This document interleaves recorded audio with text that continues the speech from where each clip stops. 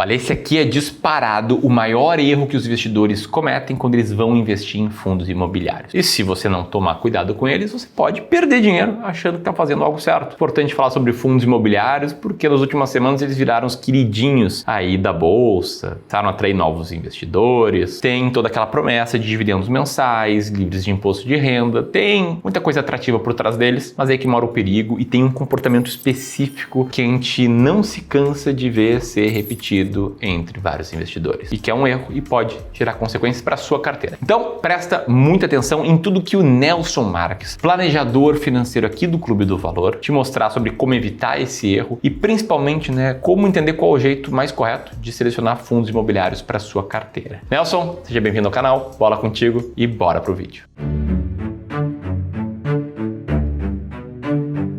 Boa, Ramiro, muito obrigado. Então vamos lá. Antes da gente entender qual é o maior erro que o investidor pode cometer investindo em fundos imobiliários, primeiro a gente tem que entender o que é um fundo imobiliário e como é que ele funciona. Então, para começar, fundos imobiliários se dividem basicamente em dois tipos, sendo eles fundos de tijolo e fundos de papel. Os fundos de tijolo são aqueles que investem diretamente em imóveis físicos, shoppings, galpões logísticos, escritórios, hospitais, agências bancárias, lenda urbana também, tá? E como é que eles geram lucro? Muito simples, gente. Eles alugam esses imóveis a empresas, recebem os aluguéis, repassam para os investidores. Um exemplo desses fundos é o HGLG, fundo bem famoso aqui do mercado financeiro. Esse fundo, ele é dono de galpões logísticos alugados para empresas gigantescas, que nem a Ambev, o Mercado Livre. Tem contratos bem estáveis, uma gestão muito competente, ele paga dividendos consistentes há anos já. A gente também tem os FIIs de papel. Os FIIs de papel parece mais complicado, mas na verdade não é. O que eles fazem, tá? Eles não investem em imóveis físicos, eles vão aplicar esse dinheiro em títulos de dívida imobiliária, como os CRIs, Certificados de Recebíveis Imobiliários. Na verdade, o que eles fazem é emprestar dinheiro ao setor imobiliário e receber de volta com juros. Inclusive, vale a pena dizer que esses pagamentos tendem a ser mais previsíveis e muitas vezes são atrelados à inflação e à taxa de juros também. Um exemplo desses fundos é o KNCR, também muito conhecido aqui de todo mundo do Clube do Valor. Esse é um exemplo de fundo que investe em CRIs ligados ao CDI, ou seja, ligados à nossa taxa de juros. Então, quando o CDI disparou ali em 2022, os pagamentos de dividendos desse tipo de fundo também aumentou bastante, o que é um baita no benefício para os cotistas. Ou seja, os FIIs de tijolo, eles investem em imóveis reais, eles geram receita com aluguéis e os dividendos variam dependendo da ocupação, da saúde financeira dos inquilinos ali também. E os FIIs de papel, eles investem em títulos da dívida, eles ganham dinheiro com juros, os seus dividendos variam de acordo com as alterações na macroeconomia, como as flutuações ali na taxa Selic e no IPCA também. E é muito importante a gente se lembrar de uma das principais características dos fundos imobiliários. Muita gente esquece, mas o fato é que eles são obrigados a distribuir 95% do seu lucro semestral aos cotistas, na forma de dividendos, claro. E essa regra existe porque os fundos imobiliários contam com benefícios fiscais muito significativos. Por exemplo, eles não pagam imposto de renda sobre os lucros gerados com os aluguéis e com os juros dos investimentos que eles fazem também. E essa medida acabou contribuindo muito com o crescimento do mercado de fundos imobiliários nos últimos anos. Em 2020, por exemplo, mais de 1 milhão de pessoas físicas aderiram a esse tipo de investimento. Só que, como não existe almoço grátis, em troca dessa isenção, os fundos são obrigados a repassar praticamente todo o lucro que eles têm aos investidores, para garantir que eles cumpram essa proposta de serem ativos geradores de renda passiva. E esse repasse, ele é feito com base no lucro contábil, não necessariamente no dinheiro que eles têm em caixa. Por isso, o comportamento da distribuição pode variar bastante entre os tipos de fundos imobiliários. Um resuminho, os fundos imobiliários são isentos de imposto de renda sobre o lucro, mas em troca, eles têm que devolver esse lucro para os cotistas. Essa estrutura foi pensada justamente para garantir a renda constante e a previsibilidade para quem investe. Previsibilidade excelente para o investidor. Inclusive, você já tem um certo patrimônio no mercado financeiro, já está investindo um tempinho e está se perguntando: poxa, Nelson, como é que eu faço para garantir mais previsibilidade nos meus investimentos, ter um controle melhor da minha carteira? E ao mesmo tempo você ainda sente que você não tem conhecimento suficiente, não tem segurança para fazer isso por conta própria, eu tenho uma dica para você. Marca uma conversa aqui com um dos nossos especialistas do Clube do Valor, com um dos meus colegas, comigo também. Pega seu celular, aponta para a câmera, tem um QR Code aparecendo aqui no canto do vídeo e clica no link ali no finalzinho da descrição. Tudo que você tem que fazer é preencher um formulário bem rapidinho para ter acesso a uma conversa totalmente gratuita com um dos nossos especialistas. E nesse bate-papo, você vai ter um diagnóstico estratégico da sua carteira hoje. A gente vai entender melhor como é que você chegou aqui e também te ajudar a desenvolver estratégias para você seguir com mais segurança e previsibilidade no futuro. Tudo isso pode transformar sua carteira sem custo absolutamente nenhum. E assim, pra você ter uma ideia,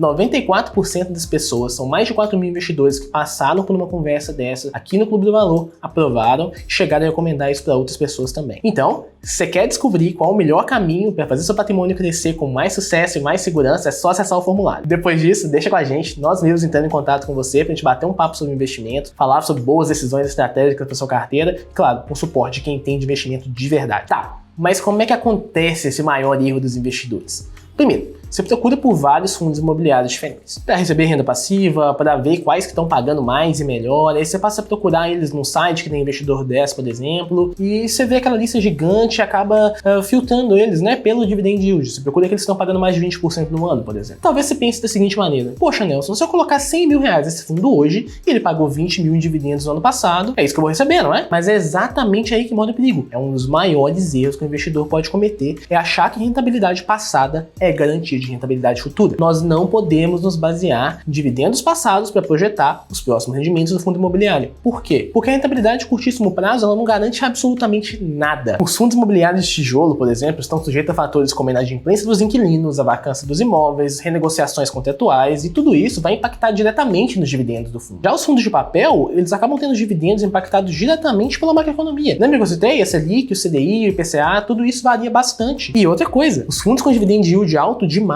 podem estar escondendo alguns riscos que a gente não está percebendo ali no curto prazo. Ou seja, aquele valor que você está vendo no relatório na sua frente, ele pode simplesmente não se repetir no mês seguinte. Você quer um exemplo real? O TRNT11, por exemplo, né, o famoso Torre Norte, esse fundo suspendeu totalmente a distribuição de dividendos em julho de 2024. E por que isso aconteceu? A WeWork, principal inquilino do imóvel, simplesmente parou de pagar os aluguéis. Então a inadimplência aumentou e ele começou a distribuir só 18 centavos por cota. E além da própria WeWork, outros inquilinos começaram a não pagar também, o que reduziu a receita do fundo consideravelmente, e esse dividendo caiu para 11 centavos por cota. Resultado, R$0 de dividendo. Um fundo que parecia super sólido, boa localização, excelente histórico, de repente parou de render. Vou te contar mais alguns casos. Vino 11, por exemplo, caiu de 6 centavos por cota para R$0,052 por cota. SARI 11 reduziu seu dividendo de 30 centavos por cota para 25. Já o RCRB caiu de 99 centavos por cota para 91 centavos. Todos afetados pela mesma razão, inadimplência. Mas um ponto importante, quando você tem uma carteira diversificada entre FIIs de tijolo e FIIs de papel, não dá para contar com todo o dividendo como renda disponível no mês. Por quê? Porque parte desse dinheiro precisa ser reinvestido, tanto para manter o crescimento do seu patrimônio, tanto para compensar as oscilações naturais que esses ativos têm. Então, qual seria a solução? Não basear as nossas expectativas apenas nos rendimentos passados. Ah, mas Nelson, como é que eu faço isso? É o que eu vou te mostrar agora. E para mostrar com ainda mais detalhes como você pode dobrar o potencial de retorno da sua carteira de investimentos sem precisar correr riscos desnecessários, o Ramiro vai fazer uma Masterclass no dia 28 de abril às 19 horas para te mostrar 3 mudanças que vão te levar a dobrar o seu potencial de retorno com seus investimentos. E para participar é totalmente gratuito, é só clicar no link na descrição do vídeo. E bom, a verdade é que essa resposta não está no último relatório de rendimento do fundo X ou do fundo Y. E ela também não vai estar olhando quais são os fundos que pagaram mais nos últimos 12 meses. Para chegar nessa resposta, a gente tem que começar a olhar onde poucos investidores olham, o resultado histórico de longo prazo dos fundos. E é aqui que entra a parte importante. Vamos dar uma olhadinha no resultado do IFIX ao longo dos últimos 10 anos. Quando a gente olha aqui, a gente vê uma coisa. Quando a gente está falando em termos de retorno real, o resultado é bem diferente. A realidade é que a rentabilidade real, aquela acima da inflação, que é a que realmente importa, né, acabou não sendo lá essas coisas no último ciclo. Agora, tem uma forma de melhorar isso, comprando ativos na baixa e vendendo na alta. Vamos supor que você fez uma análise da sua carteira e descobriu que o seu perfil de investidor, a configuração ideal para sua carteira seja 50% em ações, 50% em fundos imobiliários, meio a meio. Mas, com possíveis quedas nos fundos imobiliários, esse percentual pode até cair. Hoje, digamos que sua carteira esteja 40% em fundos imobiliários e 60% em ações. Nesse caso, o que a gente indica para os nossos clientes aqui no Clube do Valor é um processo chamado rebalanceamento constante. Consiste em vender um pouco do que subiu e comprar um pouco do que caiu, voltando assim a atingir o equilíbrio da carteira. Ou seja, a gente compra fundos imobiliários quando eles começam a parecer baratos dentro da nossa estratégia. Mas quando a gente fala em quais fundos imobiliários escolher, a gente segue uma estratégia